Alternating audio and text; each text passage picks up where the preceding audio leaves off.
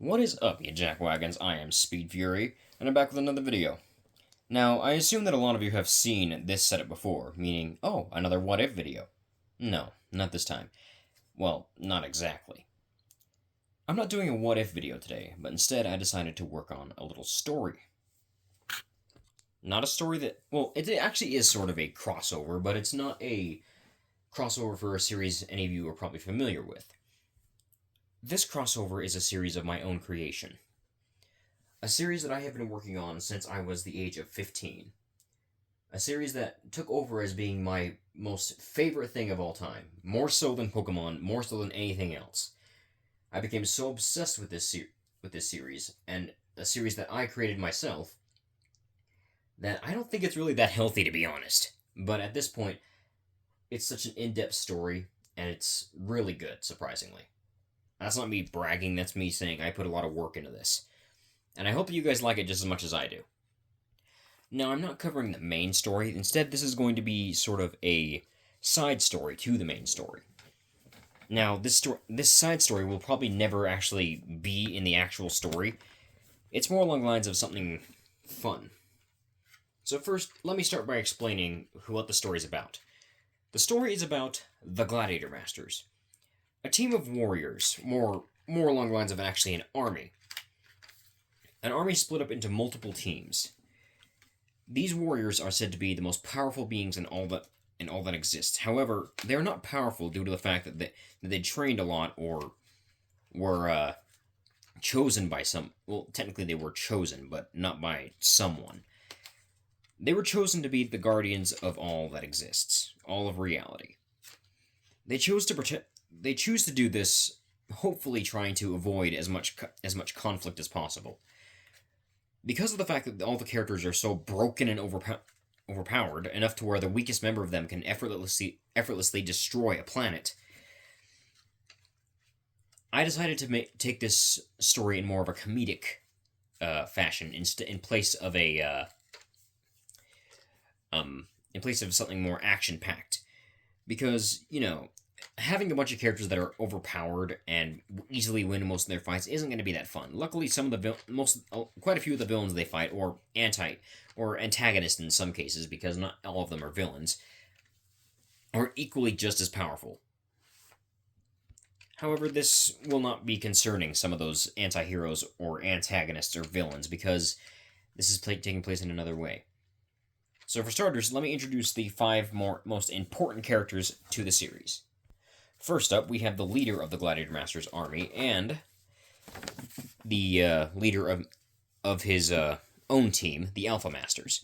Each team has masters at the end of their name, and each having a different kind of title.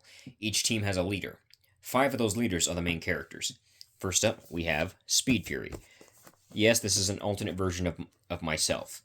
Unlike me, he's very intelligent, and he, well, not very intelligent, but he has, the ability to tap into that, because he has the ability to access all of his army members' powers.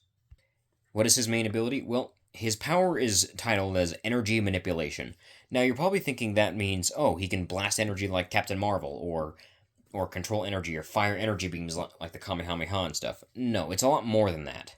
You see, energy is inside everything, both non-living and living. Along with that, Speed Fury has complete and utter control over all forms of energy. He can create money, he can bring people back to life, he can kill people with a snap of his fingers. He can give himself virtually whatever power he wants, even powers that nobody has ever thought of before. Even make up powers solely dedicated to just taking out a certain enemy. While he may have not been the first member of the Gladiator Masters to actually be created, he is the strongest. Whenever a Gladiator Master is created, there are multiple things that happen. 1, they grow taller. In Speed Fury's case, he grew twice his regular height, making him 10'10". They usually also have their skin color changed to something weird, usually not a normal skin color. I did this specifically because to avoid racial stereotypes, or because race shouldn't really matter, and also skin color as a race is really stupid, because your race is not your skin color, your race is that you're a human. Anyway, You also get infused with a creature that also has a connection to the omniversal power. Not a literal creature, but given the powers of, which is why Speed Fury has dragon wings, dragon horns, and a dragon tail. You can't really see the tail, but like it starts right here, then it goes around his leg, and it ends right there with the lightning bolt shaped tail, or lightning bolt shaped spike on the end of the tail. His horns are also a bit lightning bolt shaped, and he has the blue and red wings. He also has like the dragon eyes. It's kind of harder to tell, but they're up there. Now, another thing you take into consideration is that once you get your powers, or when you get Omniforce powers, you actually get the bonus of having well, not full, but like the basic concepts of what you can do, and the abilities to basically kind of like manipulate reality if your power's that strong.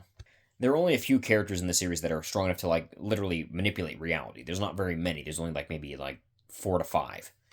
Speed Fury is one of them. Also, there's one other thing I should mention. Usually most of the males in the Gladiator Masters team and the females in the Gladiator Masters team have one thing in common. All the males share a body type, meaning that they all kind of have like the same body structure going on. You can't really tell with some of them, but they do have musculature underneath there. As for the females, well, instead of getting a muscular body or a physically strong body, they get more a physically attractive body while also getting more less visible musculature. Basically, they become thick but powerful, and you'll see what I mean when I get to that.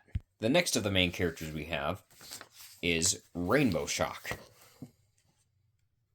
Now, here's what I meant when I was talking about how the female characters get a physically attractive body, but also have like a strong bodies at the same time.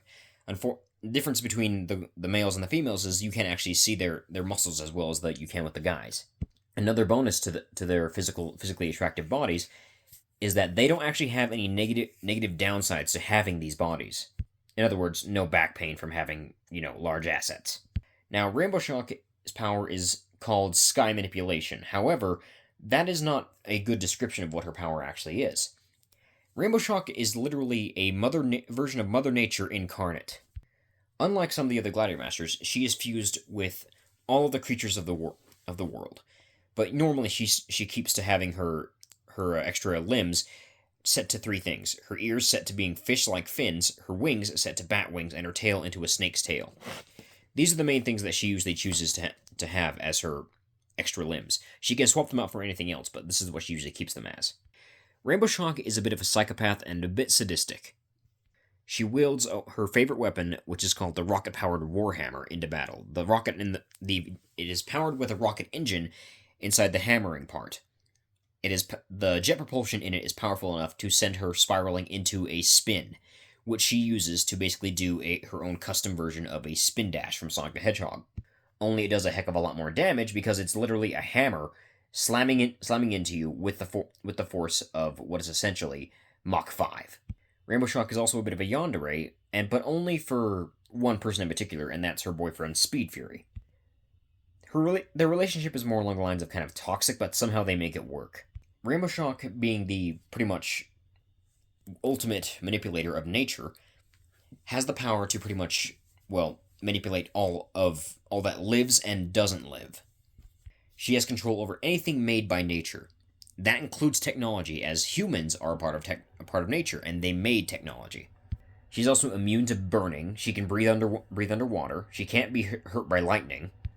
She can control animals and other kinds of creatures, and she can transform into any of the creatures that have to do with nature, including the Omniforce creatures, some of which she uses on a daily basis, but not for fighting, mostly for messing with Speed Fury. At times, Speed Fury can be seen running through the hallways with Rainbow Shock not far behind, chasing him down. What happens after she catches him? Nobody really knows, but all anyone knows is that Speed Fury is slightly traumatized afterwards, almost every single time. He gets over it, though. The next character we have is Telekineta. Now, Telekineta, or Teleka for short, is the middle ground between the 5 main characters. She is both the big sister of the team, of the entire army, and the one that has the most what's the word? She has her head on straight.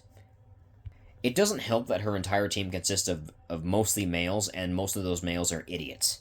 So she's developed a little bit of a temper with it. Her power is mind manipulation. She's able to pretty much do anything that you would imagine somebody with mind manipulation powers can do. She can mind control you, look into your thoughts, speak to you through her mind, control things with psychokinesis. Basically, imagine, Jean Grey, but, like, times 10, and has full control of her powers and has no, like, side effects whatsoever. And is also a tomboy. And is also the third strongest member of a force of warriors that are literally designed for destroying evil planets. And, warping reality and stuff. Now, as for what Telica is part of, well, it's a bit of a mix between a dragon and a Pegasus, which is why her wings are feathered, but also somewhat dragon-like. She also has horseears on her head and horns at the same time. The end of her tail also has horse hair instead of having a spike on the end. Before she got her powers, she required glasses. However, she doesn't need them anymore. Well, she does, but instead of using glasses, she uses this visor that covers up her two eyes. This makes it so it's easier for her to be in battle because the visor wraps around her, almost wraps completely around her head, and sort of like, basically it's just glasses with longer lenses in the back that allow her to stay on her head more. Telekinet is also one of Speed Fury's closest friends. Not his best friend, but still close. Now, if only she could keep her idiotic team in line. Next up, we have Gashclaw, Speed Fury's best friend and the fourth main character and fourth strongest member of the Gladiator Masters. Now, as you can see from Gashclaw's overall appearance, he's a cyborg. Now, you're probably thinking that he got those in, like, multiple fights and had to get his limbs replaced. Well, he did get them in multiple fights in which he could not fight back, and fights that were not very serious. Well, for him at least.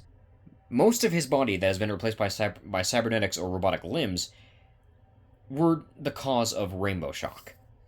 Gashclaw and Rainbow Shock do not get along, and upon their first meeting, they immediately didn't like each other. This resulted in Gashclaw pranking Rainbow Shock on multiple occasions, the first time resorting in both of his legs being broken. However, he was not really upset by this and decided to get them replaced by robotic ones. He could have gotten himself healed by Speed Fury, as he can heal anybody and regenerate any bone or any limb from being completely gone. But he chose to have a cybernetic replacement instead, making his feet look like lion paws as he's part griffin. If the tail and the weird eagle crest-shaped hair wasn't any indication. And yes, his arms and wings were also broken by Rainbow Shock, which he replaces wings with a jetpack and robotic wings. Of course, like Speed Fury, Gashclaw's name has nothing to do with his powers. It was his idea for the name, and he kind of liked it. Also, he decided to go with claws as his weapon. He has two different sets of claws built into his arms. The ones where his hand retracts and then his claws come out, or the ones where they just come out of the knuckles on his hands. He tends to not use those though, as he doesn't want to get copyrighted by Marvel. He can also break the fourth wall. Speed Fury can do this too, but he doesn't do it nearly as often as Gashclaw. So expect him to break the fourth wall whenever he's on screen. Gashclaw's main ability is called air manipulation, and it's not just air, considering that he can kill somebody by pulling all the oxygen out of their lungs. It pretty much is exactly what you'd think. He has full control over anything that has to do with air or whatever air is or what air is made of. This means that he can stop tornadoes from happening, destroy cities with massive hurricanes, and even airbend, like, Avatar. It's not called airbending in the series, but that's pretty much what it is. Now, Gashclaw is also the smartest member of the Gladiator Masters, the entire army. He's not, like, the only super smart one, but he's the smartest. Also, his eye was actually not from Rainbow Shock. That is from something else, which I will not explain, because his character canonically does not like talking about it. Instead of a cybernetic replacement, he has what is essentially hardened sapphire energy covering his left eye. He still has 20/20 vision, so it's fine. As for his Gashclaw's cybernetics, there's also a bit more added to them. He has a reactor built into different parts of his body. For instance, there's the ectoreactor which is built into his chest. Part of his chest has also been injured. The ectoreactor allows him to pass through objects or people, basically like a ghost. That's why it's called the ectoreactor. There's the power reactor, which makes himself massively strong, which is in his arms, and there's two in his legs as well. But the speed reactor is also one of his favorites, which allows him to basically run at super speed, almost at the same speed as Speed Fury, making him the second strongest, not the second strongest, the second fastest Gladiator Master aside from Speed Fury. However, he was the one responsible for teaching Speed Fury a new way to use one of his signature moves, which was called Sonic Soundbreaker. Now, if only Gashclaw could stop pestering Rainbow Shock so he doesn't lose any more limbs or his tail. But we all know that's not going to happen. And now, finally, we have the fifth main character. This is Crossfrost. Now, Crossfrost is one of the many characters who has more of a goofy power, but has somehow also been made overpowered as heck. You see, Crossfrost has this strange ability to manipulate pastries. This is not normally a power you'd expect a very powerful, world and universe-destroying person to have, but Cross has that. As for where her name comes from cross-eyed and frosting. Now, the reason Cross comes from cross-eyed is because of the fact that she was born with a unique ability, or not unique ability, but unique talent to be able to focus on two things at once by making her eyes look at both things. For instance, she could have one eye looking at, say, the TV, while another is looking at a drawing, and she is really good at doing it. This has allowed her to be able to fight more than one opponent at the same time in the field of battle. A lot easier than a lot of people would think. And the fact that she has two giant hooked buster swords doesn't really make it any less impressive. As for what Crossfrost is, well, part Pegasus, if that wasn't already obvious. Cross is Rainbow's best friend, and unfortunately tends to look up to Rainbow. Somehow, she still hasn't lost her innocence, though. Each member of the Gladiator Masters has a role to play. Speed Fury is the leader, or the five main characters, I mean. Speed Fury is the leader and somewhat of the serious one, and also sometimes comic relief. Rainbow Shock is the unhinged member that kind of brings, a bit of the intensity to the group. Telekineta is the middle ground, the big sister and the one who keeps everybody else in check if necessary. Gashclaw's the comic relief and the smart guy of the group. Crossfrost is the adorable, cute, innocent one that sometimes doesn't know what certain things mean. Which is odd when you consider that she's older than Gashclaw, who is also her boyfriend, by 4 years. She's the same age as Speed Fury, making her 18. As for what Cross's powers can do, well, they're one of the few broken powers that pretty much do anything, but depending on the certain situation. Cross can turn anything into a pastry. She can turn a rock into a cupcake. She could literally make a cake that heals people from anything, or a muffin that can stop cancer or diseases of any kind. She can create monsters out of different kinds of pastries to attack for her. She also has multiple weapons inspired by those things. And if you think that all these powers are only useful for helping people, no, she can make pastries that can kill people instantly. She can even turn other people into pastries. Kind of think of it as kind of like Majin Buu, but limited to only pastries. But on the bright side, she's really good at making desserts. She's one of the official Gladiator Master expert dessert makers. Now that I've introduced you to all the characters, let's get into the story. Now, what is this story called? Well, I went with a simple name. Now, before we begin, allow me to welcome you to the story of Multiversal Madness. It was a Saturday morning, a day that usually meant no real jobs for the Gladiator Masters to do, no real trouble. For the most part, they would probably find a cat in a tree, or maybe an occasional building on fire, or even a forest fire, but nothing that usually happened that was too intense that they couldn't handle. Most of what went on in the world that would be considered lethal and dangerous for regular humans was simply just a snap of the fingers and it was done for the Gladiator Masters. It wasn't really that hard to deal with. Speed Fury, the leader of the Gladiator Masters, had chose to just chill and relax for the most part. He didn't feel the need to actually go out and do anything when some of the other Gladiator Masters were already kind of on that. He could trust them to handle things without him present. It's not like they needed him for every mission. Besides, each team had a leader, and that's what the leaders of each team were the reason behind that. If he didn't have leaders for each team, he'd probably be under a lot more stress than he actually let on. It wasn't long before a rainbow-haired girl with white skin walked into the room. Speed Fury, who hadn't noticed the girl walk in, simply had his eyes closed and was laying back on the couch. He was currently the only one on the couch. He was enjoying himself until he felt a weight directly on his lap. He opened his eyes to be met with a face full of hair, multicolored hair.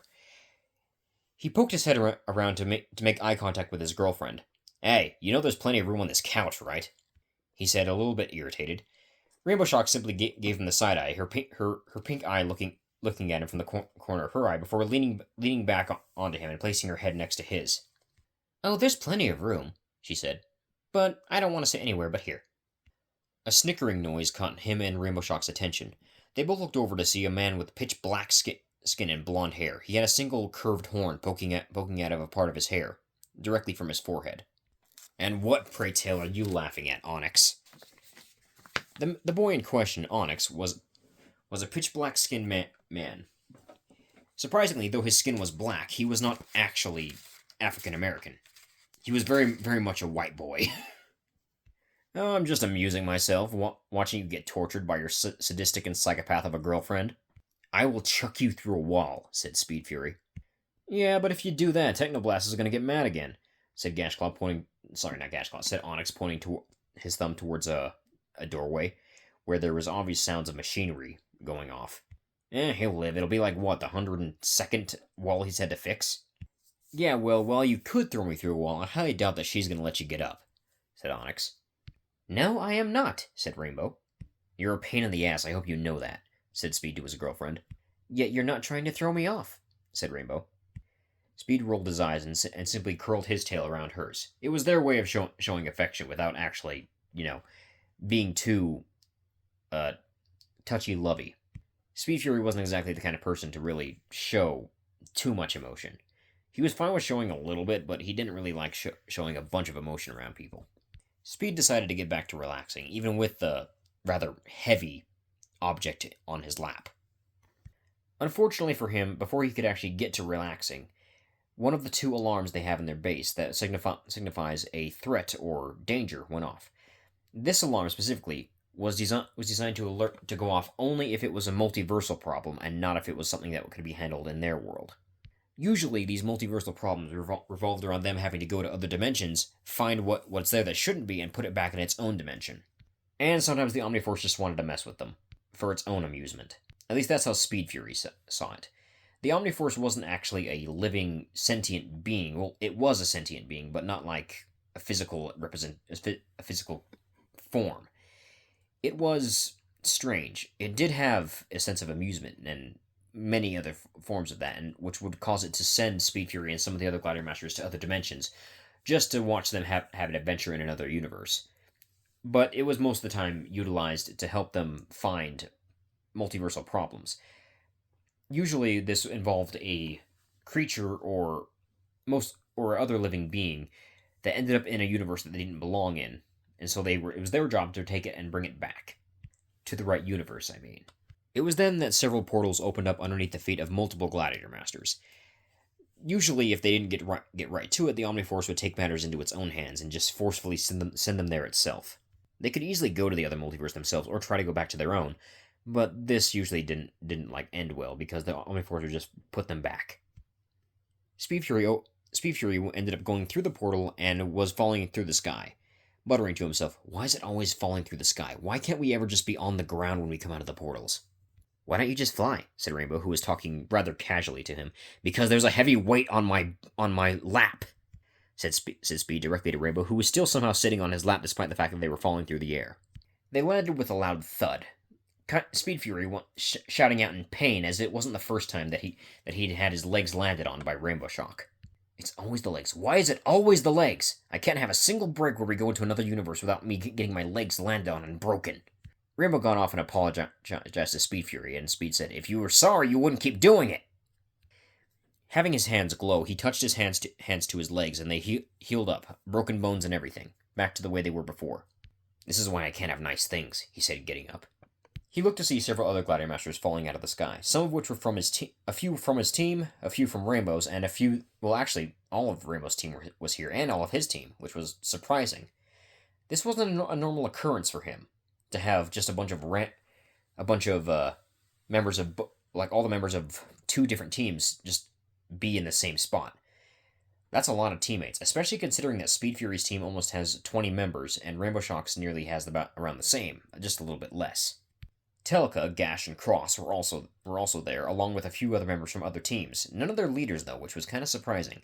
Usually, if other team members from if other army members from other teams ended up coming on the mission, at least one of their leaders would show up. But a lot of them were here without their leaders. It wouldn't be the first time it happened, but it was rare that it did. Speed got up and looked around. The strangest part about the whole thing was the fact that 2 full teams were here. But there were also a few people that were here that didn't make sense. Exhaust was one of them. Exhaust was a member of the Dragon Elites, a team of Gladiator Masters that consisted of Gladiator Masters fused with dragon parts. Dragons that normally don't fly. Exhaust being fused with a turbo dragon, a species of dragon that were literally a motorcycle and a dragon, or a car and a dragon put together. It was a very complicated species. She was the only member of her team that was actually here. Normally, this really wouldn't bother Drax, not Drax, Speed Fury. But the strange thing is that the rest of the Gladiator Masters that were here were either Equine-related creatures or Dragon-related creatures. But Exhaust was the only member of her team. The only member of the Dragon Elites, that is. The other members of the Gladiator Masters that were dragons or equines were all, either from the Alicorn Force, the Dragon Masters, and some from the other obscure teams. Speed looked around a bit further, trying to examine where the team was. Wherever this place was that the team ended up, it wasn't exactly what he'd call a dangerous area, considering that they ended up in what looked to be a grassy meadow of some kind. He gathered the rest of the Gladiator Masters, which there were about maybe 40 in total, including his team, so that made more along the lines of at least around 10 other members of the Gladiator Masters that weren't part of his or Rainbow Shock's teams. They began walking, trying to figure out what universe they were in.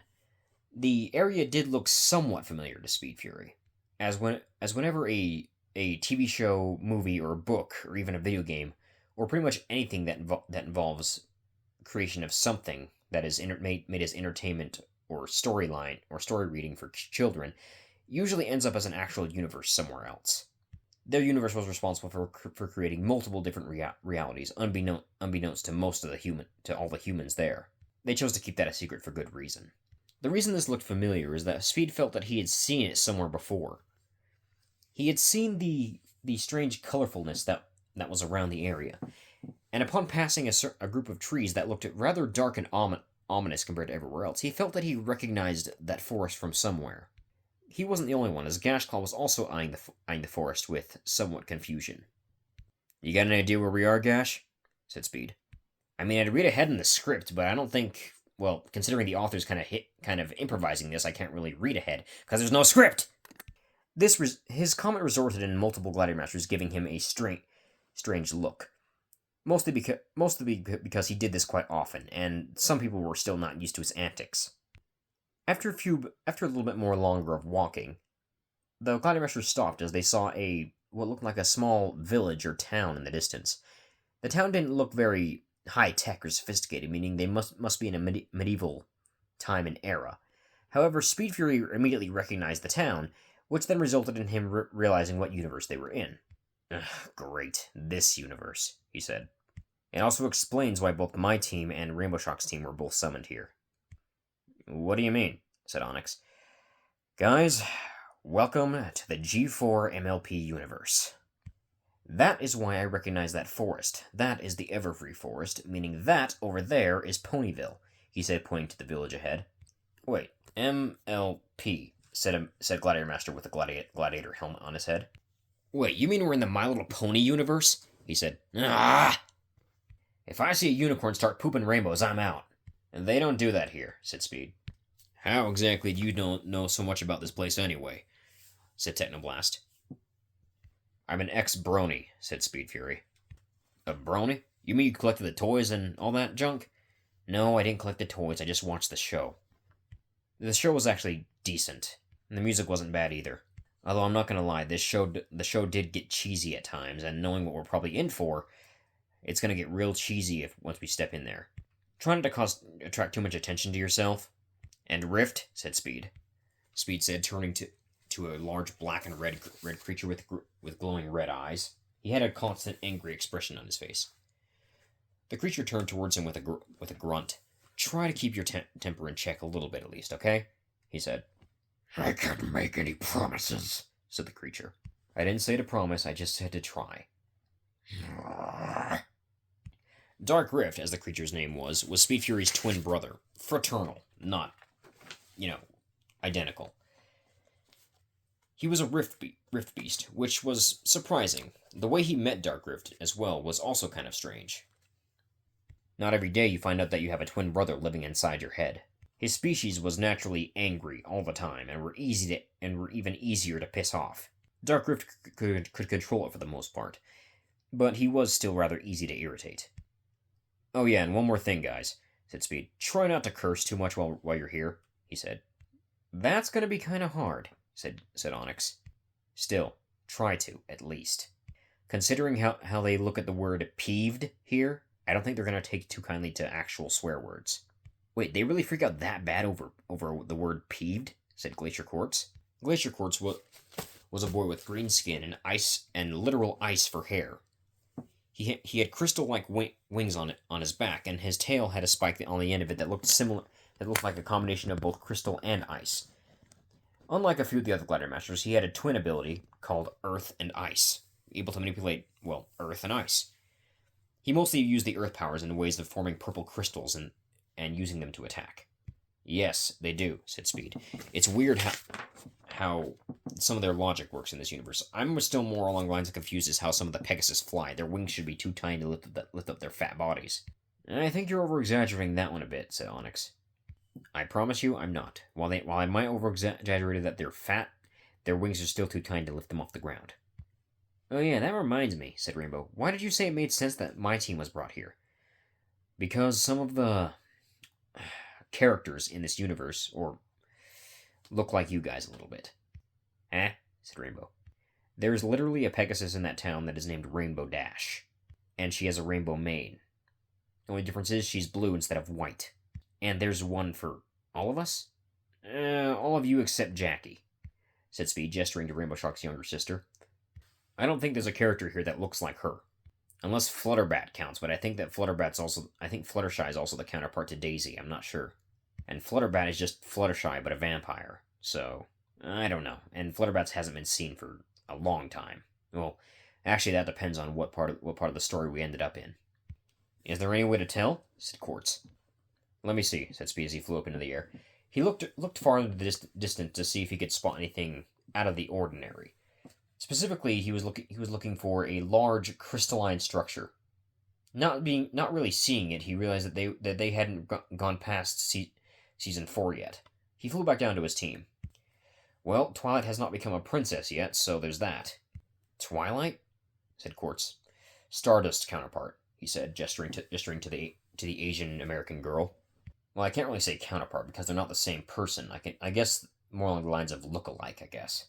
As they were about to step foot in Ponyville, they noticed a bunch of black vines with aquamarine-colored thorns starting to sprout around the town. Oh, wait, no, Twilight is a princess. We just haven't gotten to the part where she gets her castle yet, said Speed. This looks like the season premiere of season 4. We might not want to refer to it as season 4 and the premiere of a TV show around here, said Onyx, considering that, these ponies, said Speed. Right, ponies don't know that they're actually a TV show in our universe, and it'd probably be best if we don't let them know that. Might freak some of them out. Yeah, I was planning on that anyway, said Speed. Multiple ponies had noticed the Gladiator Masters at this point, staring at them with no shame whatsoever. Hey, why don't you take a picture to last longer, said Speed. A gray and yellow blur then bumped into him. Well, slammed would be the more appropriate term, but considering how big Speed Fury was and how small the creature would be compared to him, it wasn't really much of a slam. He peeled off the gray pony with blonde hair, looking at it before realizing, oh, it's Derpy, he said. You really need to get that eye checked of yours, you know that, right? He said to the small gray pony. Derpy just stared back at him, not really sure what he was or what he was going to do. He then let her go, making sure she wasn't in the pathway of anything else. Of course, he realized that she was probably going to run into something else anyway because of, who she was, but he didn't really try to fix that. It was then that the main six showed up, and Spike. Holy coconuts, it's like looking in a funhouse mirror, said Sugar Rush, specifically staring at Pinkie Pie, who was probably her doppelganger. Speaking of the small pink pony, she was bouncing around all around the group of Gladiator Masters, very excitedly telling them about how she had never seen them before. When she got to Speed Fury, he caught her out of the air, holding her by the back of the neck. He looked over to the purple pony named Twilight and said, "Can you please take this thing back to your group and try to get her under control?" "I'm not a thing," said Pinkie. "It's a joke," he said before tossing Pinkie towards her friends, to which she defied gravity and just landed softly. "That's still confusing how she does that," said Speed. Rainbow Dash flew up towards Speed Fury's face and got very close to his face, narrowing her eyes in suspicion at him. "Who are you and what do you want?" said Rainbow Dash. "Are these vines because of you?" "Trust me, if I had any villainous intentions here, none of you would be alive right now," said Speed in a rather irritated tone. He never did like it when Rainbow Dash started getting extremely aggressive right off the bat. That was always really stupid to do. "And you're pretty brave for someone so small," he said. "But regardless, we're here because we're trying to find something that doesn't belong here. Something that is not from your reality, or your universe, whichever one you want to call it." "And this thing that you're looking for," said Twilight, "what is it?" "We don't know," said Speed. "We're trying to figure out what that is ourselves." "And how do we know we can trust you?" said Applejack. Speed rolled his eyes before pointing a finger at a nearby broken tree, before blasting a single energy burst at it, just putting a very clean hole in the middle of the tree. "Because if I wanted to, I could do that to any of you. And I haven't done any of that yet. Also, we can probably help you out with the vines." "Rainbow," he said. Rainbow Dash immediately said, "What? Not you," said Speed. "Our Rainbow." Rainbow Shock stepped forward and placed her hands on the ground, sending a shockwave through the area around Ponyville. The vines began to retreat and some began to disintegrate. However, it was only the ones in Ponyville that vanished. The main six stared in shock at what just happened. "What kind of magic is that?" said Twilight. "Not magic. Nature manipulation. You see, we don't really have magic. Well, some of us do, but it's more along the lines of that's what it's called and not what, it actually is. Rainbow Shock here is able to manipulate all forms of nature," said Speed, gesturing to his girlfriend with his head. "So, now that you've gotten rid of the problem, does that mean you're going to leave now?" said Rainbow Dash. "That was not the problem," said Speed. "We were just helping you with something that would have taken longer if we didn't assist. And we didn't take care of all of it. You still got to get rid of the ones around the Tree of Harmony." "The Tree of what?" said Twilight. "Oh, you haven't found out about that yet. Okay, I'll explain. So the Tree of Harmony is where the elements of harmony originally came from. What you need to do is you need to go to the Tree of Harmony and give the elements back to it." The main six were shocked at this and didn't really want to give up the elements. Speed simply looked at them before saying, "I know that you guys don't want to give it up, but you have to in order to actually save the princesses, who are also trapped down there," he said. "And how do you know all this?" said Rainbow Dash. Speed Fury looked over to one of the other Gladiator Masters, a blue-skinned Gladiator Master with cat ears and a cat tail. "Dusty, if you would," he said. Dusty stepped forward and introduced herself as the Gladiator Master of Time. She was able to manipulate time and control it to her will. She could also see into the future if necessary, and claimed that she had seen what had happened with the Tree of Harmony and what they were supposed to do. Of course, this wasn't actually the case, as it was actually Speed Fury who just knew what was going to happen since he had seen the show. Dusty had just improvised what she said. "Alright, so where is this Tree of Harmony?" said Rainbow Dash. Rainbow Shock turned towards another one of her teammates. "Lasso, you're up," she said. A girl with green skin and fin-like wings coming out of her back walked up. She had a long tail with what looked like fish fins along the top and bottom of it, and fish-like horns coming out of the side of her head. She also wore a Western-like get-up. "All right," she said. She placed her hands on the ground and began to speak under her breath. "Plant life, heed my command. Lead the way to the Tree of Harmony." As she touched the ground, multiple multiple plants began to sprout from the ground and form a path directly to the Tree of Harmony. We follow that there path, and we should be able to find what we're looking for, she said. Applejack was the most stunned out of all the ponies. I could really use something like that for farming in the orchard, she said.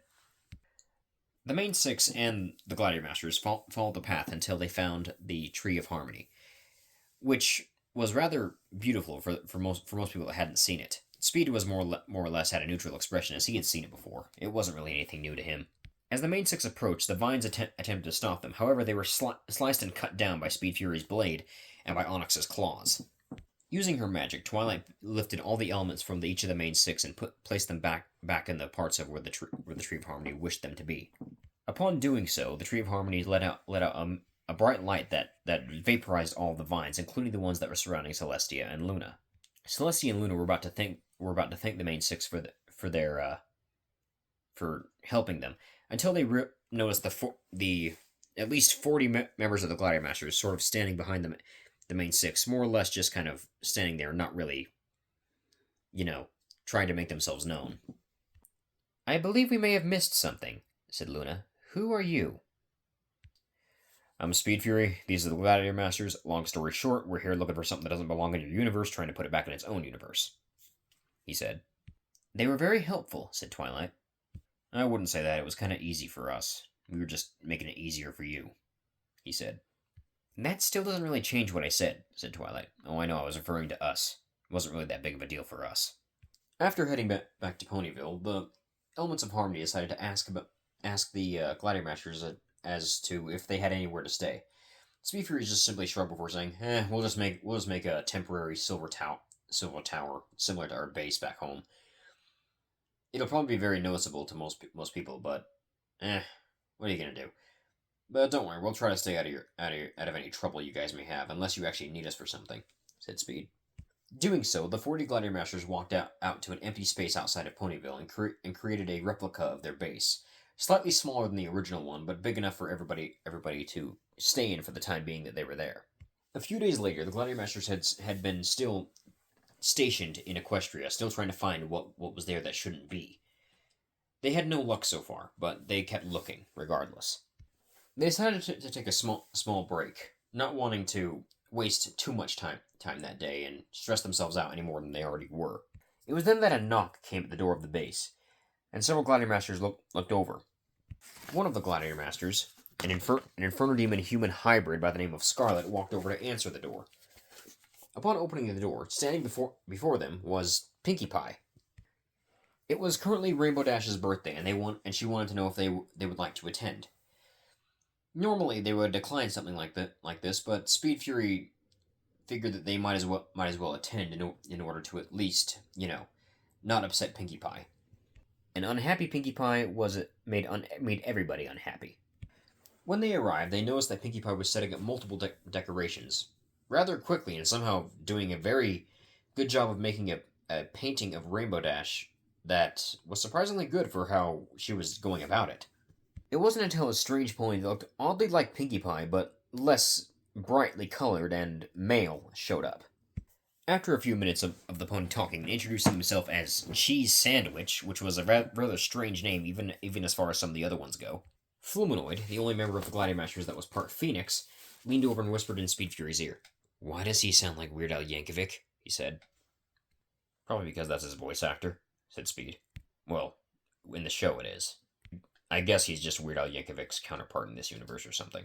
It was then that the pony cheese sandwich started breaking out into a song, which this was one of the few songs that Speed Fury thought was pretty good, but he'd rather not listen to it at the moment. Well, I'm gonna go sit over there now, wait till the song is over with. Wake me when it's done, he said. After said song was over, Speed Fury was woken up by having Rainbow Shot tackle him to the ground and cover him in kisses. How many times have I told you not to do that to wake me up? He said. 46 and still counting, said Rainbow, and yet you still do it, he said. Mm-hmm, said Rainbow, with no shame whatsoever. Speed sat up and noticed that Pinkie Pie wasn't exactly feeling all that well. He looked over at Sugar Rush and said, Hey, Sugar. Sugar Rush turned her head towards him and said, Go help her out.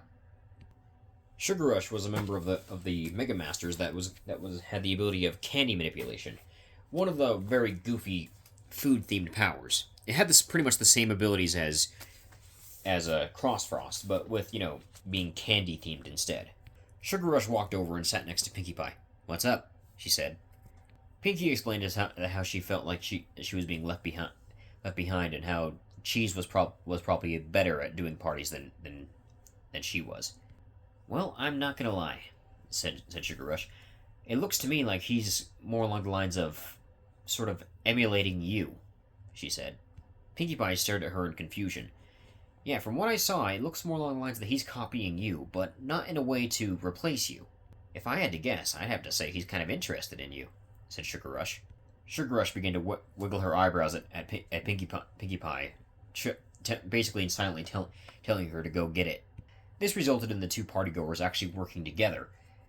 None of which was what Sugar Rush was hoping, and she was hoping that they would actually end up getting together by the end. But this did not happen. It ended with Cheese Sandwich leaving Ponyville. "Well, at least it's a happy ending," said Quartz. "Yeah, but clearly playing matchmaker isn't for you, Sugar," said Onyx. "I don't understand what I did wrong," said Sugar. "Men are simple creatures," said Speed Fury, "and Pinkie Pie is Pinkie Pie. There's literally nothing I can do to explain this." Meanwhile, during this entire scenario, Fluttershy had been sitting over by Kaon, a member of the Gladiator Masters that looked very similar to a certain someone that Fluttershy knew, and may or may not have had a crush on at the same time. Kaon, who like Discord was a Draconiquus, had multiple parts that made up a lot of his body. However, those parts were not the same as Discord, as multiple parts were different compared to him. Like Discord, Kaon also had chaos powers, but instead of chaos magic, it was chaos energy. He was one of the few Gladiator Masters that was on par with Speed Fury in terms of powers. Aside from him and Speed, one of the other strongest members of the Gladiator Masters was also here, although nobody seemed to know where he went. "So," said Kaon, "why is it that you wanted to sit with me?" he said. "You remind me of a friend," said Fluttershy. "Oh, and what friend might that be?" said Kaon. Kaon's overall disposition and personality was very similar to that of Discord, except for the fact that he was more human-shaped than, serpent or dragon-like. "That would be me, my good friend," said Discord, popping out of a hole in reality. "Yo, you ugly," said Kaon. "Looked in a mirror lately?" said Discord. "I'm looking in one right now," said Kaon. Both he and Discord immediately grasped hands and shook, as they found very good friendship between two chaos lovers. "Oh, well, that doesn't spell trouble," said Speed from a distance as he caught the two shaking hands. "Oh, don't worry," said Gripclaw. "Kaon knows when enough is enough. Most of the time. I hope that for his sake he's right, because I'd hate to have to punish him with the scent stick again." Ripclaw noticeably gulped as he remembered the first and only time he'd been hit with a scent stick. While it was literally just a giant stick of tire rubber spelling out the word sense, it was still painful as heck to be hit with. "We'll have to keep looking for now, until we find what it is that we're looking for," said Speed. And that is where we'll end this episode of Multiversal Madness. If you guys enjoyed the story, like and subscribe. I will see you for the next one. Bye!